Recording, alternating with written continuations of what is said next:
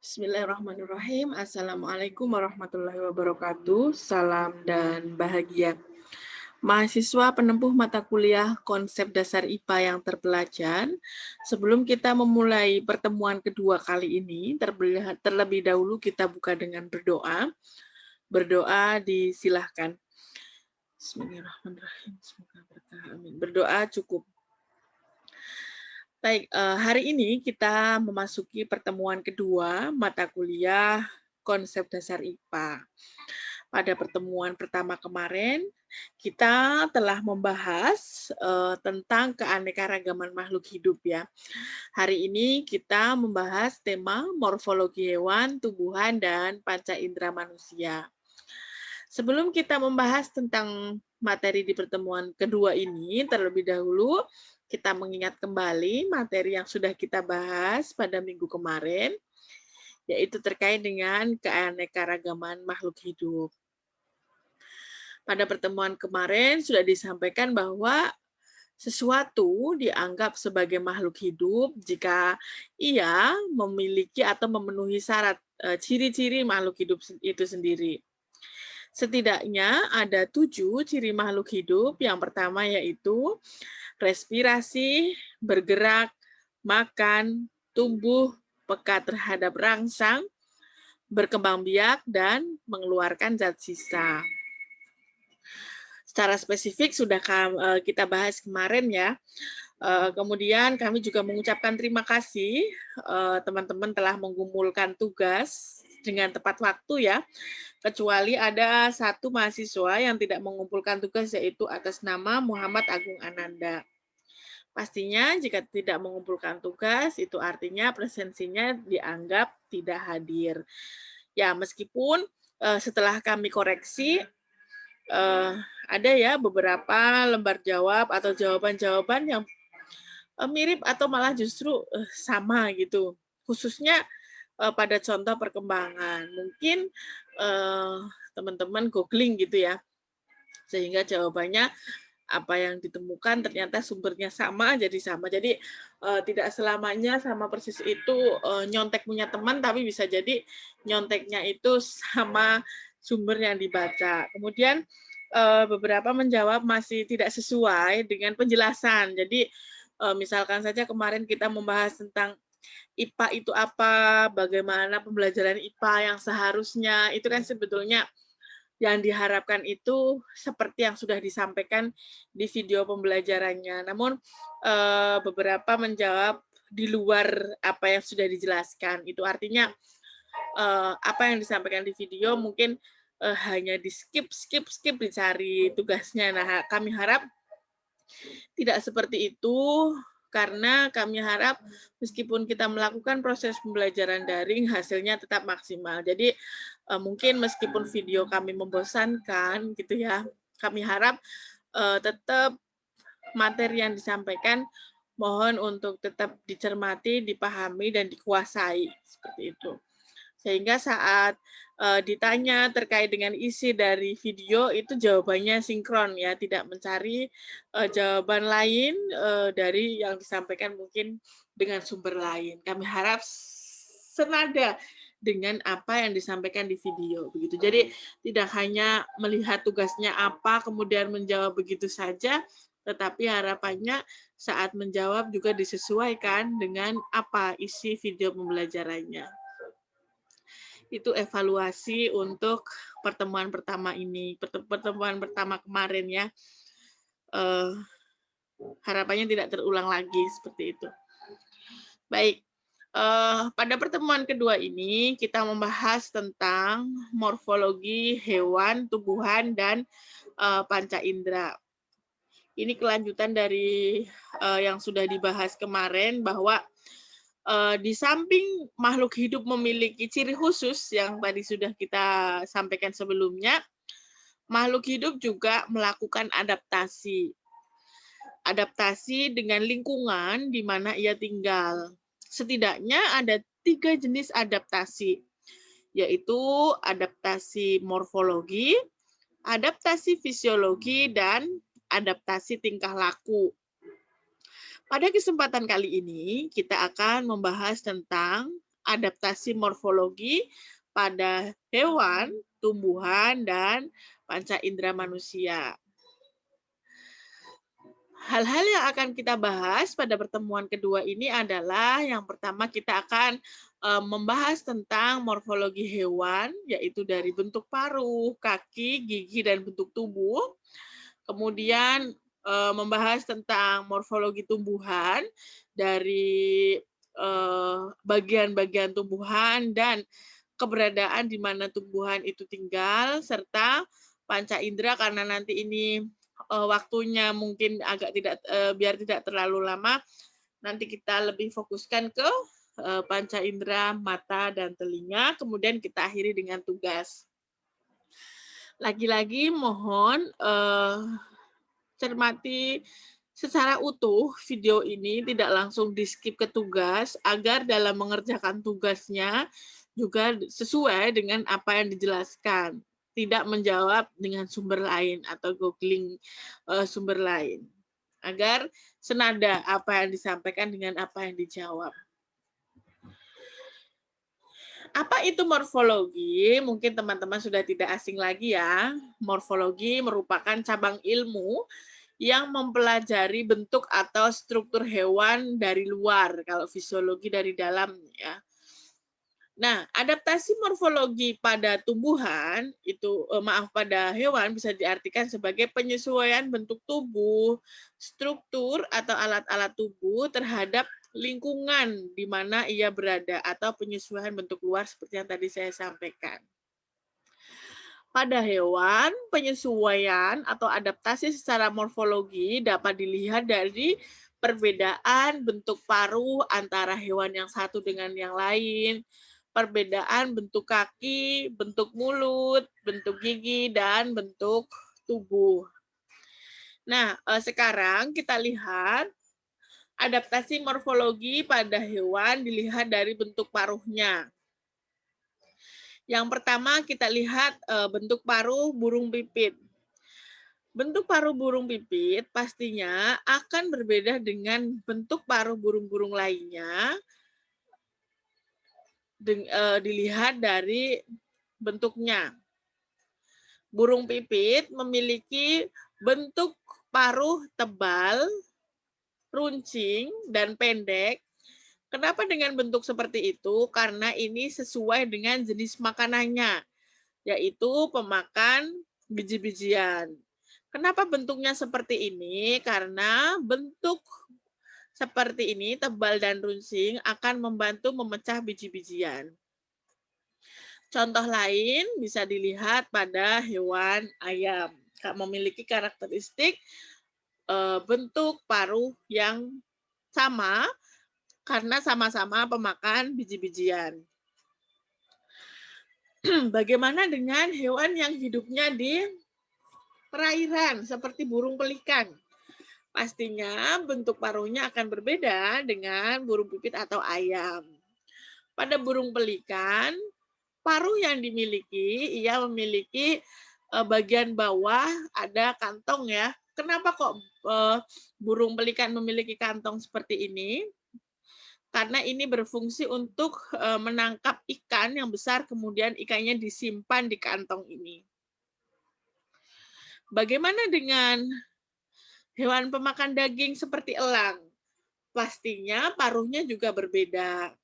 Bentuk paruh hewan pemakan daging biasanya memiliki bentuk runcing, agak panjang, dengan ujung agak membengkok. Hal ini sesuai fungsinya, yaitu untuk mencabik-cabik daging yang akan dimakan. Contohnya ada pada burung elang. Bagaimana dengan hewan pemakan serangga? Hewan pemakan serangga seperti burung pelatuk, ia memiliki bentuk paruh yang runcing dan agak panjang. Hal ini berfungsi untuk memahat kayu untuk menangkap dan mengambil serangga yang ada di dalam kayu tersebut.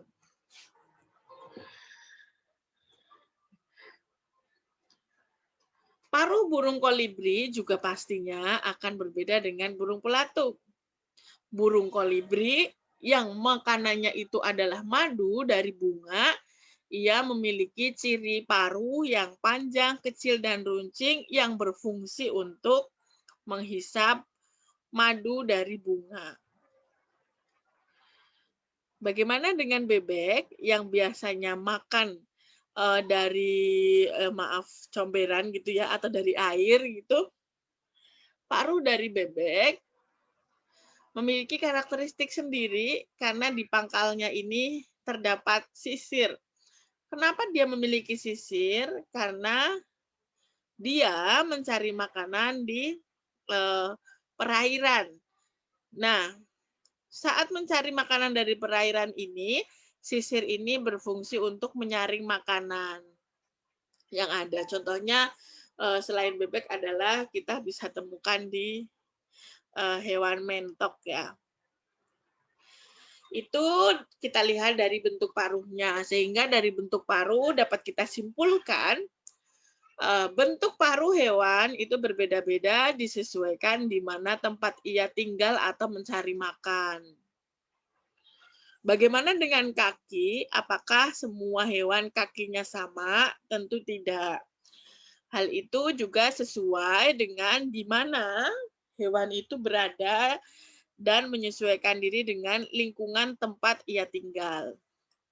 Misalkan saja kaki burung pemanjat, pasti akan berbeda bentuk dengan kaki burung perenang. Kaki burung pemanjat, ia memiliki 2 jari di depan dan 2 jari di belakang yang akan mempermudah burung tersebut untuk memanjat pohon. Contohnya dapat kita lihat pada kaki burung pelatuk. Bagaimana dengan yang berenang seperti tadi ada angsa, bebek, mentok, dan lain sebagainya yang tinggalnya adalah di tempat perairan. Karakteristik dari burung perenang ini, ia memiliki celah ini ya di antara jarinya itu ada selaput renang. Hal ini dilakukan atau berguna untuk mempermudah burung perenang ini berjalan di atas lumpur. Jadinya pastinya berbeda. Bagaimana dengan bentuk kaki pencengkeram? Seperti yang ada di misalkan burung elang, raja wali yang tadi banyak memakan daging. Bentuk kaki burung pencengkeram akan berbeda dengan hewan-hewan lainnya. Kalau tadi ada 2 di bagian depan, 2 di bagian belakang, bentuk bagian burung pencengkeram itu memiliki karakteristik ada kakinya di bagian belakang itu ada satu ya yang pendek dan memiliki kuku yang sangat tajam. Hal ini akan mempermudah hewan tersebut mencengkeram mangsanya dalam mencari makanan.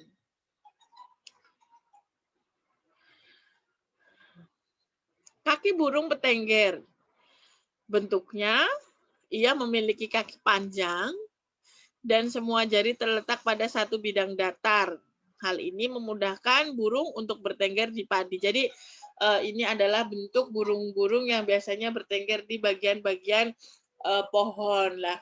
Karena biasanya memakan padi atau memakan biji-bijian, maka biasanya ia memiliki kaki yang sangat kecil untuk mempermudah ia bertengger di tumbuhan. Contohnya ada pada burung gelatik. Oke, di samping mulut, paruh, kemudian kaki, bentuk morfologi dari tumbuhan juga dapat kita lihat dengan perbedaan bentuk mulut setiap hewan. Misalkan saja bentuk mulut hewan penghisap itu memiliki bentuk seperti belalai yang dapat digulung dan dijulurkan. Bentuk mulut seperti ini dapat kita temukan pada hewan kupu-kupu yang menggunakan bentuk mulut seperti ini untuk menghisap madu pada bunga. Bagaimana dengan mulut hewan penghisap dan penusuk, seperti yang ada di nyamuk? Pastinya bentuknya berbeda. Bentuk hewan penusuk dan penghisap, ia memiliki bentuk mulut yang panjang dan tajam. Pada nyamuk, biasanya bentuk seperti ini digunakan untuk menusuk kulit manusia yang digunakan untuk menghisap darah. Bagaimana dengan bentuk mulut hewan yang biasanya makanannya itu adalah nektar atau kita sebut dengan penjilat ya, karena makannya itu dengan cara menjilat bukan menghisap. Nah, bentuk hewan penjilat itu memiliki ciri-ciri yang lidah yang panjang dan berguna untuk menjilat makanan berupa nektar dari bunga. Misalkan dapat kita lihat pada hewan lebah. Bagaimana dengan mulut hewan yang penggigit? Misalkan ada teman-teman yang pernah digigit belalang, jangkrik, atau kecoa pasti merasakan sakit gitu ya. Tidak seperti digigit nyamuk rasanya. Kenapa berbeda? Karena bentuk mulutnya berbeda. Mulut dari hewan penggigit ini memiliki rahang yang terdiri dari rahang atas dan rahang bawah dan memiliki rahangnya itu sangat kuat sehingga jika hewan tersebut menggigit itu terasa sakit. Kita dapat lihat pada hewan seperti belalang, jangkrik, dan kecoa. Di samping bentuk mulut, adaptasi morfologi hewan juga dapat kita lihat dengan bentuk tubuh. Contohnya saja ada pada hewan terenggiling. Hewan terenggiling memiliki bentuk tubuh yang moncong depannya itu panjang dengan mulut yang kecil ini ya, kemudian bentuk tubuhnya sini lebih besar.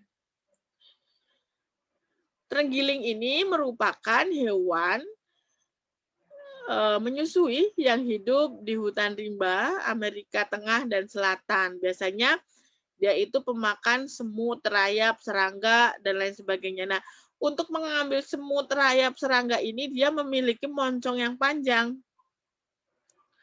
yang digunakan untuk menghisap semut, serangga yang ada. Kemudian terenggiling ini juga memiliki lidah yang panjang dan lidahnya itu bergetar ya, bergetah dan dapat dijulurkan keluar masuk untuk menangkap serangga. Jadi sesuai dengan makanannya. Bentuk hewan lain, tubuhnya kita bisa lihat pada hewan unta. Unta memiliki bentuk tubuh yang berbeda dengan hewan lain yang dapat kita lihat dari punuknya ya. Unta memiliki punuk yang berguna untuk menjaga atau menyimpan cadangan makanan dalam waktu lama.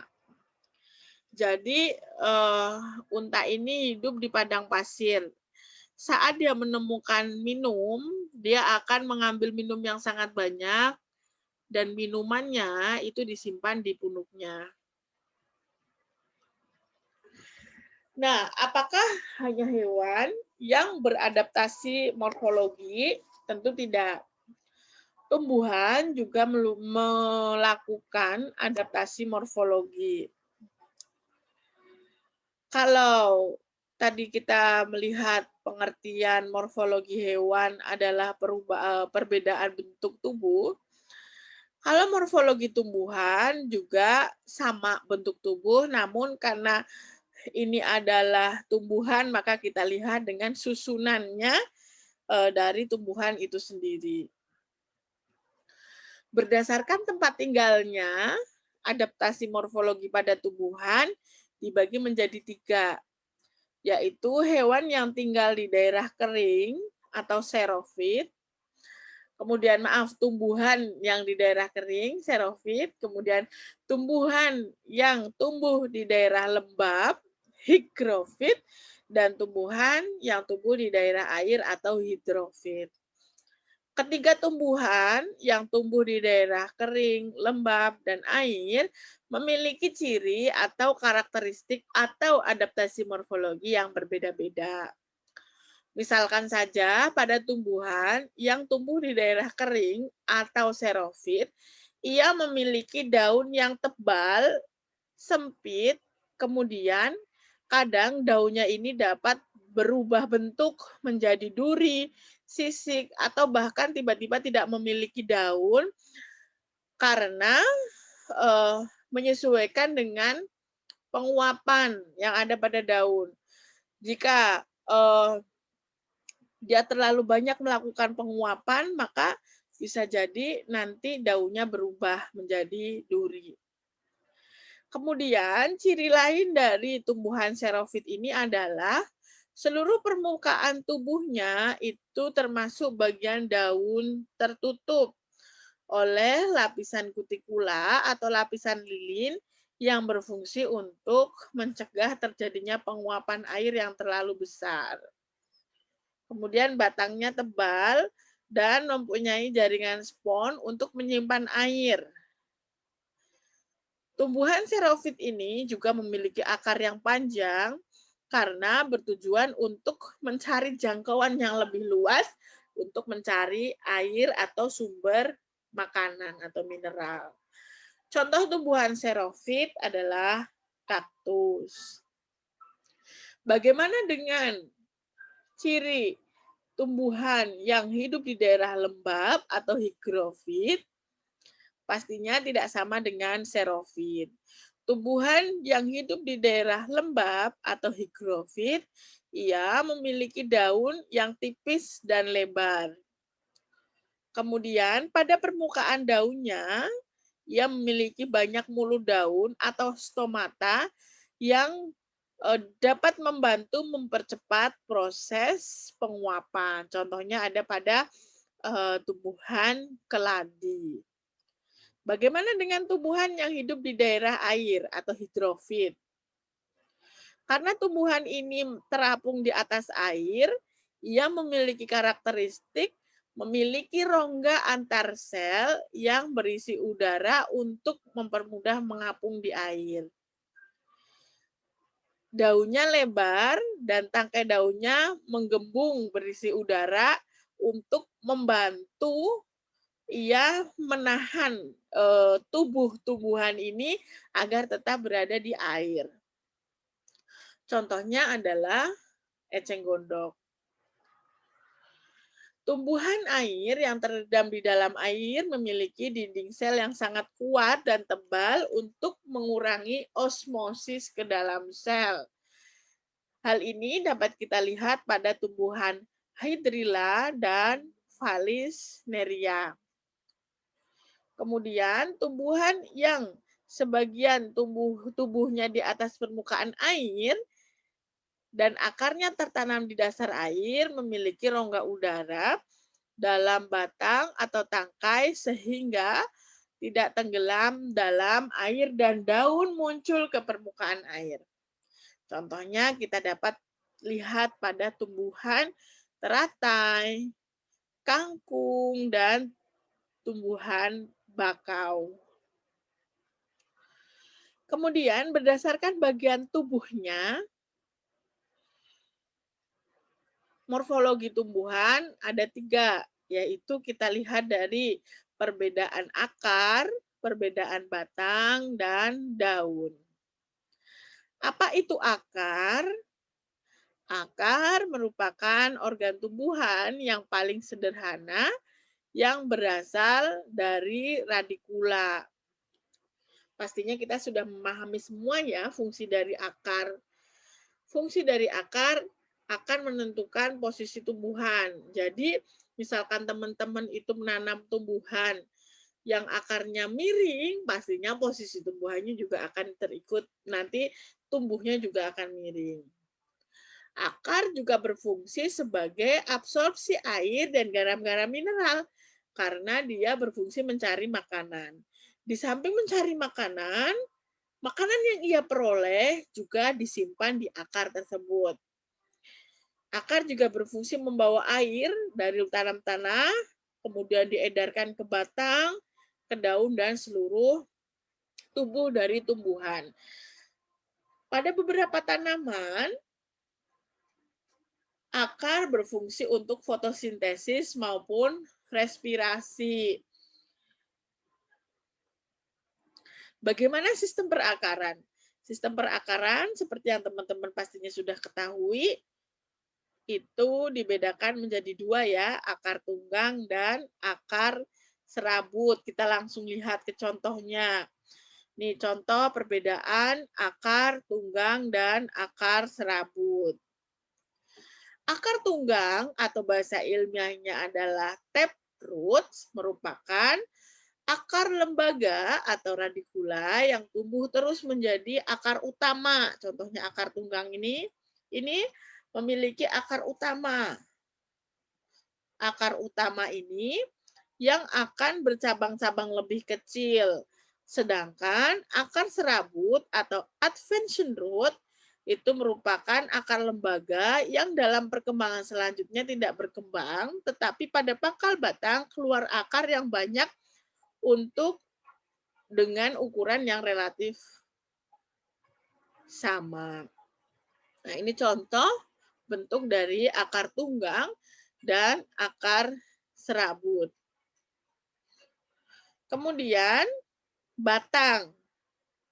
Batang merupakan organ tumbuhan yang berasal dari Coleoptys. Sifat umum batang biasanya berbentuk silinder atau persegi.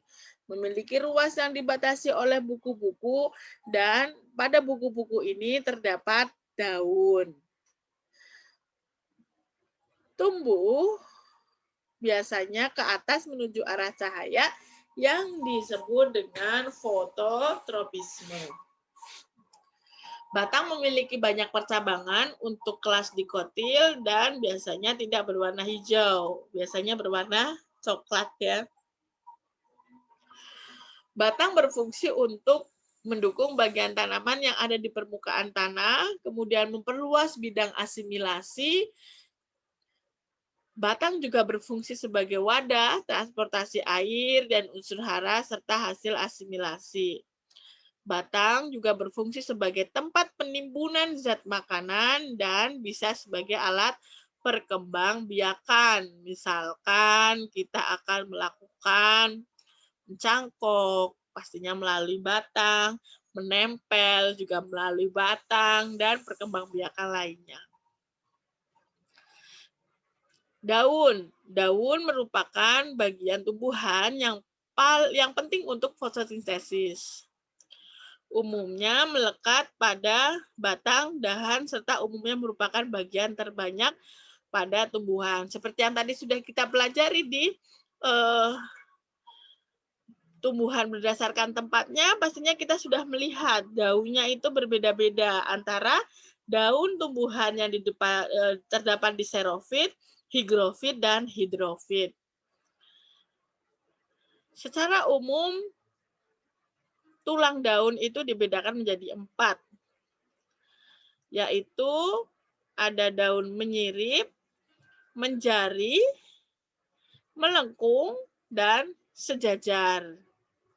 Hal ini juga disesuaikan dengan lingkungan di mana tumbuhan itu berada. Menyirip misalnya kita dapat lihat pada tumbuhan mangga. Tulang daun menjari dapat kita lihat pada kapas. Tumbuhan dengan tulang daun melengkung kita dapat lihat pada tumbuhan genjer, sedangkan tulang daun dengan bentuk sejajar dapat kita lihat pada tumbuhan jagung. Kita lanjut ke alat indera. Alat indera kita lihat sebenarnya sudah kita tahu adalah panca indera ya, ada 5. Yaitu ada mata, telinga, hidung, kemudian lidah, dan kulit. Namun Di sini untuk mempersingkat waktu, sepertinya saya hanya memperlihatkan mata dan telinga. Nanti secara spesifik teman-teman juga bisa membaca materi-materi lebih terkait dengan panca indera lainnya seperti hidung, lidah, dan kulit.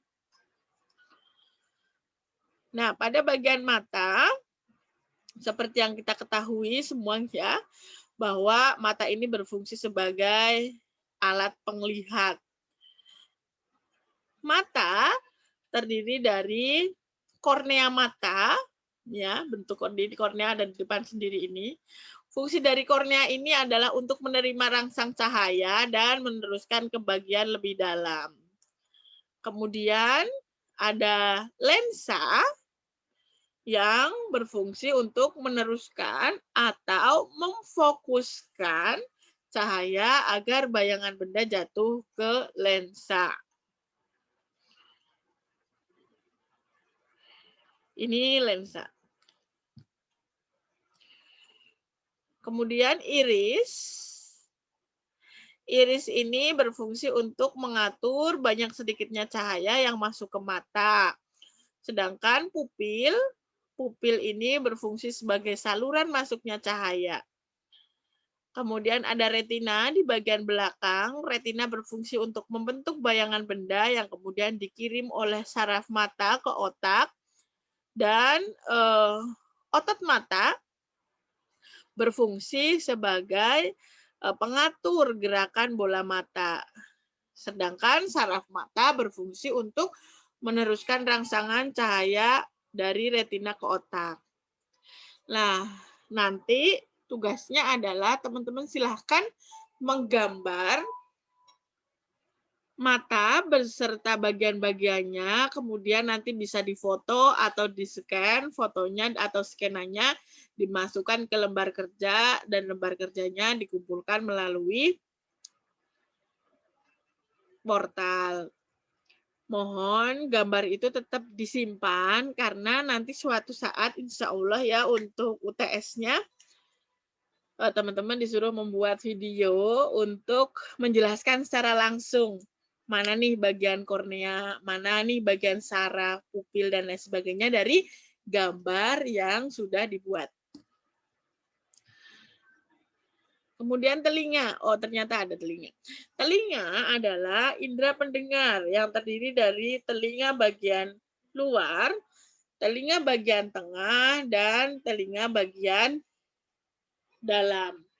Telinga bagian luar terdiri dari daun telinga, lubang telinga, dan liang pendengaran. Kemudian bagian tengah terdiri dari gendang telinga, 3 tulang pendengaran, yaitu martil, landasan, dan sanggurdi, serta saluran eustasius.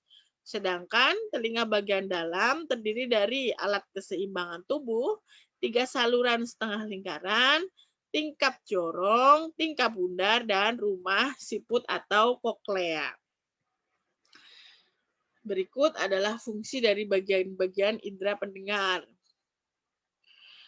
Bagian daun telinga, lubang telinga, dan liang pendengaran berfungsi menangkap dan mengumpulkan gelombang bunyi, kemudian gelombang bunyi ini diteruskan ke bagian lebih dalam melalui gendang, kemudian diteruskan lagi sampai ke koklea dengan bantuan 3 tulang pendengaran. Dan nanti dilanjutkan lagi ke telinga dalam untuk menghubungkan ke saraf dan diartikan kepada otak apa yang sudah didengar. Nah, nanti teman-teman bisa juga melihat gambar lain yang lebih sempurna untuk memperlihatkan fungsi dari bagian-bagian telinga. Nah, tugas untuk pertemuan kedua ini sebagai bukti presensi, silahkan jelaskan kembali, lagi-lagi mohon dengan bahasa teman-teman sendiri, apa yang dimaksud dengan morfologi. Kemudian tadi sudah kita bahas, morfologi pada hewan dapat kita lihat dari penyesuaian bentuk paruh, bentuk kaki, bentuk gigi, dan bentuk tubuh. Nah, coba jelaskan kembali seperti apa penyesuaian dan contoh-contoh hewannya. Kemudian di tumbuhan tadi ada 3, ada morfologi tumbuhan berdasarkan tempat tinggalnya. Apa saja, sebut, dan jelaskan serta beri contohnya. Kemudian yang keempat dan kelima, silahkan digambar ya organ mata beserta bagian-bagiannya. Kemudian gambarnya bisa di-scan atau difoto, dimasukkan ke Word, kemudian dikirim melalui portal. Yang kelima adalah gambarlah organ telinga beserta bagian-bagiannya. Seperti yang tadi saya jelaskan, nanti gambarnya tetap disimpan, suatu saat nanti teman-teman disuruh membuat video secara langsung menjelaskan bagian-bagian dari mata dan telinga, dan nanti videonya mungkin insya Allah ya dijadikan sebagai tugas UTS, sehingga gambarnya tetap disimpan untuk dipakai besok saat UTS. Baik, sekian penjelasan dari kami. Ini nanti akan kita lanjutkan kuis jika kita ada sesi sinkronus.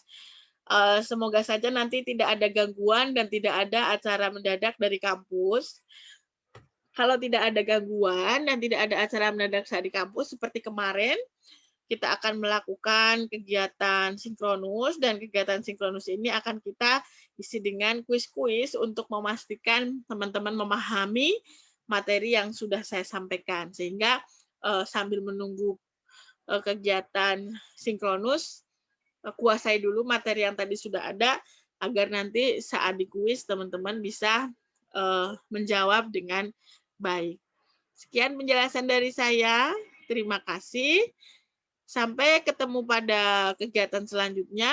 Wassalamualaikum warahmatullahi wabarakatuh.